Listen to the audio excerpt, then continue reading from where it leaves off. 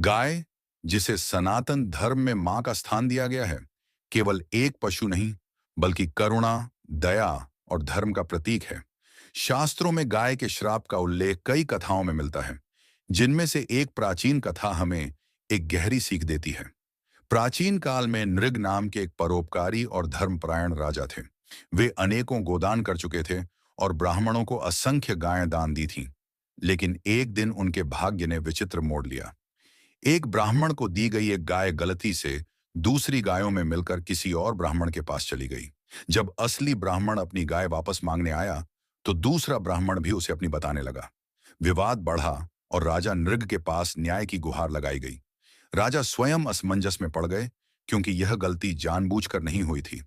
जब निर्णय नहीं निकल पाया, तो ब्राह्मणों ने नाराज होकर राजा को श्राप दिया। हे राजन, तुमने अनजाने में अधर्म किया है, इसलिए तुम्हें अगले जन्म में रेंगता हुआ जीवन जीना होगा। इस श्राप के प्रभाव से राजा नृग अगले जन्म में गिरगिट बने और वर्षों तक एक कुएं में कष्ट भोगते रहे। ये कथा केवल राजा नृग की नहीं, बल्कि धर्म की गहराई को समझने का संदेश देती है। हिंदू धर्म में गाय को माता का दर्जा इसलिए दिया गया है, क्योंकि वह अन्नदात्री, शांत और सेवा करने वाली होती है।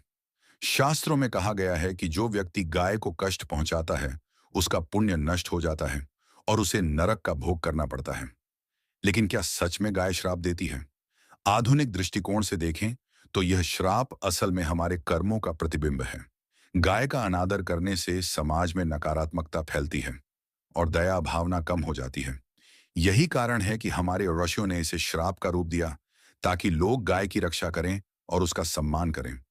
गाय के श्राप की कथा केवल अंधविश्वास नहीं, बल्कि नैतिकता और न्याय का एक प्रतीक है। यह हमें सिखाती है कि हमें अपने कर्मों का ध्यान रखना चाहिए, किसी निर्दोष प्राणी को कष्ट नहीं देना चाहिए और हमेशा धर्म के मार्ग पर चलना चाहिए। तभी हम अपने जीवन को शुभ और पवित्र बना सकते हैं।